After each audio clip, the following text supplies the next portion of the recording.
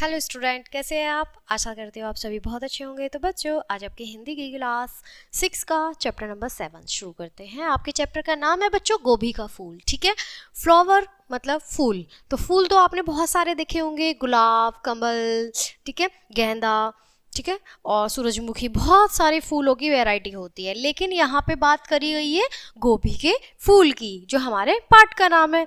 चलिए, गोभी के फूल के बारे में हम इस बहुत प्यारी सी कहानी को पढ़ेंगे, पाठ को। ठीक है, तो उससे पहले हम पाठ के बारे में क्या दिया गया है शुरू करते हैं। चलिए, यह एक हास्य कथा है। ये कथा जो है ये एक हास्य कथा है जो बहुत ही सहज शैली में लिखी गई है, यानी इसकी जो भाषा है वो बहुत सहज तरीके से लिखी गई है। यह कथा बाल पाठकों का मन मोह लेगी। ये जो कहानी है, ये जो कथा है, ये ऐसी है कि जो छोटे बच्चे होते हैं उनका मन को मोह लेगी, यानी उनके मन को बहुत आकर्षित करेगी। ठीक है, यह बात दूसरी है कि फिर वे भी हनुमान प्रसाद जी का कहना मानकर गोभी का फूल दूसरे शहर से न लाएं। हंसना जीवन की धूप है, यानी हम जो हंसते हैं, हंसना हमारे जीवन की धूप की तरह है। ठीक है, यह कहानी हमें हंसमुख, जिंदा दिल, प्रसन्नचित्त बनने की सीख देती है। यानी ये जो कहानी है, इस कहानी से हम इतना कुछ सीख सकते हैं कि ये हमें जिंदा दिल रहने की और हमेशा खुशहाल रहने, खुश रहने की, हंसते हुए रहने की सीख देती है। यह हमें जीवन के हर एक क्षेत्र में प्राप्त हो सकती है। ये जो कहानी है, ये जो कथा है, ये हमें जीवन के हर एक क्षेत्र में, जहाँ भी हम रहें, जैसे भी हम रहें, ये हमें हर एक जगह पर अच्छी सीख दे सकती है। चलिए, पाठ को शुरू करते हैं बच्चों। आप बाबू हनुमान प्रसाद जी को नहीं जानते होंगे, पर बाजार के सभी कुंजड़े उन्हें अच्छी तरह से पहचानते हैं। यानी आप ये बाबू जो हैं, हनुमान प्रसाद जी जो हैं, इन्हें आप नहीं जानते होंगे, लेकिन इन्हें बाजार के हर एक आदमी जानते हैं।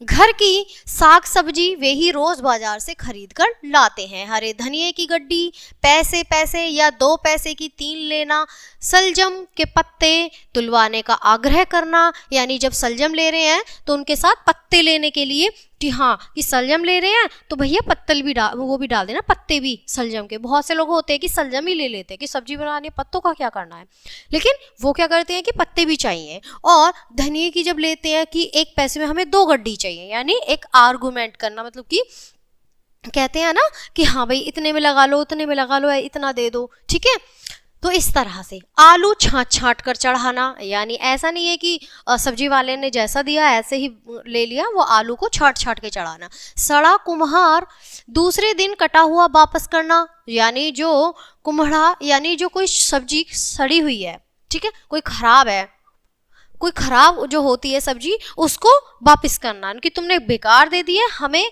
मतलब दूसरी चाहिए, वो उसको भी वापस करने बाजार जाएंगे। ठीक है, और अरबी धुलवाकर मिट्टी हटवा लेना आदि, यानी जो अरबियों की सब्जी, अगर अरबी लेंगे, और हम तुम लोग क्या करते हैं कि गए बाजार में और ऐसी सब्जी तुलवा ली, चाहे उसमें मिट्टी लगे, घर आके आराम से साफ करेंगे, लेकिन वो हर चीज को वहीं से करा के आते थे। अनेक ऐसी बातें हैं जिनके कारण सब्जी मंडी का हर कुंजड़ा, यानी जो सब्जी बेचने वाला होता है उसे कुंजड़ा कहा गया है बच्चों, उन्हें पहचानता है। सब कुंजड़े उन्हें देखकर आइए बाबूजी कहते हैं, ठीक है, का नारा लगाते हैं, पर मन में कोई नहीं चाहता कि वे उनकी दुकान पर ही उस सब्जी के उस दिन के बाजार का व्रत तोड़ें, क्योंकि बहुत देर तक हिसाब लगाना पड़ता है कि सौदे के बाद घाटे में आखिर कौन रहा, यानी जब सौदा होगा तो घाटे में कौन रहा।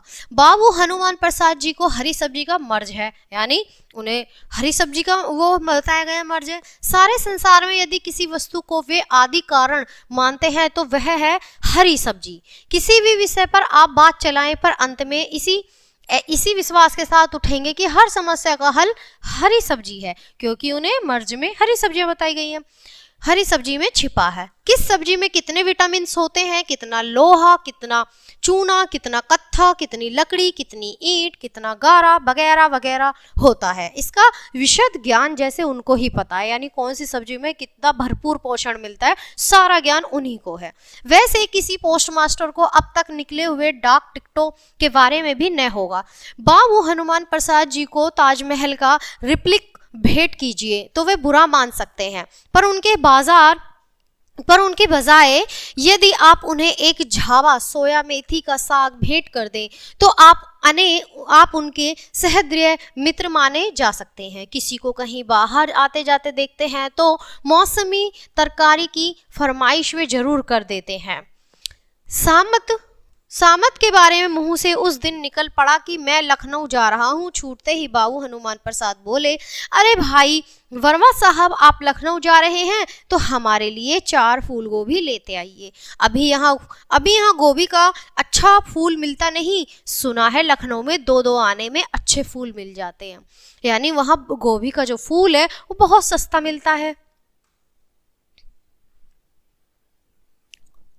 मैंने हाँ या ना कहा हो इससे पहले ही उन्होंने अठन्नी मेरे हाथ में रख दी और मुझे अकेले में ले जाकर बोले, देखे वर्मा जी, पता नहीं आपने कभी साग सब्जी खरीदी है कि नहीं, फूल जरा गट्ठा हुआ लीजिएगा, छितरा हुआ फूल जल्दी खराब हो जाता है और देखिए अक्सर उसमें झाई पड़ जाती हैं, यानी छोटे छोटे बहुत बारीक से कीड़े पड़ जाते हैं। ठीक है, यह न रहे यानी झाया उसमें थोड़ा सा कालापन भी आ जाता है, कीड़े भी हो जाते हैं।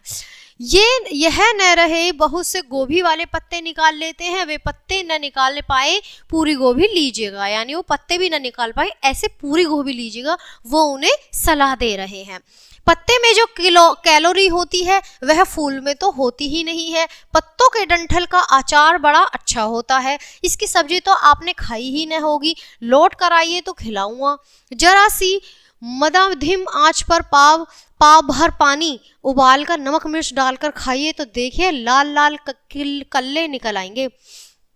उनका कहने का मतलब यह था कि अगर लोटा भर मतलब अगर तुम एक फूल गोभी लोगे पत्तेदार, उनके जो डंठले होते हैं वो काट कर अगर तुम उबाल कर मतलब बनाकर खाओगे तो इतनी स्वादिष्ट लगेगी नमक मिर्च डालकर कि तुम्हारे तो लाल लाल मतलब गालों के गल्ले निकल आएंगे। उनका ऐसा कुछ कहना था। वे हर सब्जी के बारे में कुछ कह सकते थे, मैं इसलिए चुपचाप था। वे सांस लेकर भी बोले, अच्छा सुनिए, फूल में कभी कभी छोटे छोटे कीड़े लग जाते हैं। अब उन्होंने कीड़े की बात करी क्योंकि गोभी में कीड़े हो जाते हैं। ठीक है, और जो झाई बोली थी वो बोली थी कालेपन को, सावलेपन को। उसे जरा सा झड़वा लीजिएगा, यानी झाड़ के लीजिएगा। पानी में भीगा हुआ फूल न लीजिएगा, बड़ी जल्दी खराब हो जाता है, यानी गोभी जो है पानी में भीगी हुई मत लेना। अच्छी गोभी के फूल में कच्चा हो तो भी विटामिन डी ए बी काफ़ी रहता है। अब उन्होंने देखो विटामिन बता दिए कि जो अच्छे गोभी के फूल में होता है तो कच्चा हो तो भी यानी विटामिन डी ए बी काफ़ी रहता है। अब यहाँ पर मैंने उन्हें याद दिलाया कि यदि मैं गोभी के फूल का पूरा महात्म्य सुनकर गया तो गाड़ी छूटेगी ही, नौकरी और गोभी फूल भी छूट जाएगा। सब पर संकट की बात सुनकर बाबू हनुमान प्रसाद जी ने मुझे छोड़ दिया, यानी उन्होंने मुझे थोड़ा सा रिहाई दे दी। हजरतगंज सिनेमा, नुमाइश, काफी हाउस सब कुछ छोड़कर मैं लखनऊ की तरकारी मंडी में घुसा। तरकारी वाले 3 आने में, यानी तरकारी जो जहाँ पे सब्जियां मिलती हैं वहां पे वो उस मंडी में गए। तरकारी वाले 3 आने के नीचे उतरने को तैयार न थे, पर मुझे 2-2 आने वाले ही चाहिए थे, पूरे पत्ते वाले, जिनके डंठल का अचार बन सके, जिनके खाने से लाल लाल कल्ले निकल आए। लौटने का वक्त हो गया। मंडी वाले ने 2 आने पर उतरने के लिए हामी ने भरी। हार कर 3-3 आने के भाव से गोभी के फूल खरीदे, 4 फूल उनके बस्ते के लिए, और सोचा अगर ये इतने नायाब हैं तो 2-4 अपने लिए भी ले लेता हूँ। अगर ये इतने अच्छी है गोभी तो मैं 2-4 अपने लिए भी ले लेता हूँ। अब आगे क्या होता है कि प्लेटफॉर्म पर हाथ में एक अदद खूबसूरत अटैची के साथ एक झावा गोभी के फूल लेकर सफर करने वाला मैं अपने ढंग का अकेला ही मुसाफिर था, जिसने गोभी ले रखी थी। अकेला ही पड़ रहा था। टिकट चेकर 2 बार पास से गुजर मुझे नहीं, पर कुली से पूछ गया कि सामान बुक करवा लिया है या नहीं। 2 एक परिचित चेहरे दिखाई पड़े, बोले कहिए दावत कब है। संजीदगी से जवाब देता हुआ मैं प्लेटफॉर्म पर बढ़ती हुई भीड़ में और अपने गोभी के झावे को देख रहा था। कुली चढ़ाने का आश्वासन दे रहा था, पर मैं 1 रुपया इनाम चाहता था। मैं चाहता था कि गाड़ी आ जाने पर ही हाँ या ना करूं मैं। गाड़ी आई, ठसाइस भरी हुई मेल, मारामारी का सीन, गाड़ी वालों और बैलगाड़ी वालों का वर्ग संघर्ष दृश्य में कुछ शांति आई। धीरे धीरे लोग पानी लेने के लिए डिब्बे से बाहर निकले। मेरे कुली ने अब न चूक चौहान की तरह मुझे ललकारा। मैं भीतर घुसने लगा। भीतर वाले मुझे दूसरे डिब्बे में खाली जगह के बारे में अतिरिक्त जानकारी के साथ रेल के सारे कानून एक साथ समझाने पर तुल गए, पर हया नामक वस्तु में प्लेटफॉर्म पर छोड़कर ही डिब्बे के भीतर घुसा। भीतर घुसते ही गोभी के फूलों की चिंता हुई। चिंता हुई। झावा पूरा भीतर नहीं आ सकता था। गोभी के फूल धीरे धीरे करके भीतर आ रहे थे। आखिर किस्त में 2 फूल प्लेटफॉर्म पर से खिसक कर डब्बे के नीचे रेल की पटरी पर पहुंच गए। झावा भीतर लेने के बाद मैं कुली पर बिगड़ने लगा। कुली इनाम मांगने पर अटका हुआ था और मैं गिरी हुई गोभी के दाम तू मैं बढ़ने लगी। दोनों अपनी अपनी भाषा में एक दूसरे को ऊंच नीच कह रहे थे। अंत में समस्या का शांतिपूर्ण हल निकला, अर्थात मैंने 4 की जगह 6 आने में छुट्टी पाई। दूसरे के सामान को लोग लोभवश देखने के लिए अपनी परंपरा में बहुत दिनों से आग्रह है। गाड़ी के भीतर जब तक उठा ले जाने का मौका न हो, हर आदमी दूसरे का सामान ठीक इसी तरह देखता रहता है। एक स्वर कहता था, साहब उधर ले जाइए ना।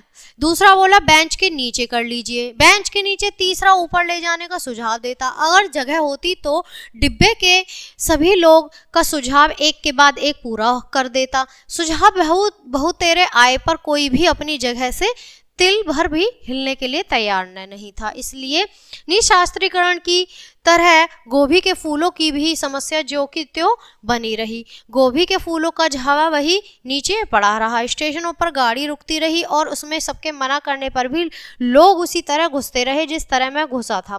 मेरा अकेला कंठ डिब्बा खुलते ही मुझे सुनाई पड़ता था, बचाइए, देखिएगा, है इधर नहीं, इधर गोभी है, गोभी। अरे साहब ये है बंडल, उधर डालिए, उधर गोभी है। अरे ट्रक उधर ले जाइए, ले आओ। पर जब आदमी जनता हो जाता है तो कौन किसकी सुनता है। सो मेरी भी किसी ने नहीं सुनी उस वक्त। जब तक इलाहाबाद स्टेशन पर न आ गया मैं अपने गोभी के झावे को जी भरकर देख भी नहीं पाया। भीड़ उस पर छाई रही। इलाहाबाद आने पर ही मैं उसे किसी कदर देख पाया था। अब गोभी के गट्ठे पत्तेदार फूल जानता कि इतनी लातें सह चुके थे कि हारे हुए उम्मीदवार की तरह उन्हें पहचानना कठिन हो रहा था। यानी जो गोभी थी इतने पैरों में खुंद चुकी थी वो कि अब उन्हें मतलब वो जो सुंदर दिख रही थी अब उन्हें पहचानना भी मुश्किल हो रहा था। इतने हमले के बाद भी कितने विटामिन उसमें शेष बचे थे वह मैं उन्हें बाबू हनुमान प्रसाद जी तक पहुंचाकर मालूम करना चाहता था। यानी मेरे दिमाग में यह बात आई। ठीक है, यही के बाजार से 5-5 आने पर हिम्मत नहीं पड़ी। यहीं के बाजार से 5-5 आने के फूल खरीदकर लखनऊ के कहकर उन्हें दे आया हूँ और इसके बदले में लखनऊ में मिलने वाली सस्ती तरकारी पर उनका एक सर्वगर्भित भाषण सुनकर अभी लौटा हूँ। अब यह थी बहुत ही अच्छी सी ये गोभी के फूल वाली कहानी। यानी उन्होंने फिर वो लौटे। अब उन्हें गोभी का फूल कितना महंगा पड़ा तरकारी की मंडी में, वो लखनऊ गए लेने के लिए। तो बच्चों कुछ लोग होते हैं ऐसे। चलिए पार्ट यहीं ख़त्म करते हैं, मिलते हैं आपसे अगले पार्ट में। तब तक के लिए बाय, थैंक्स फॉर वॉचिंग।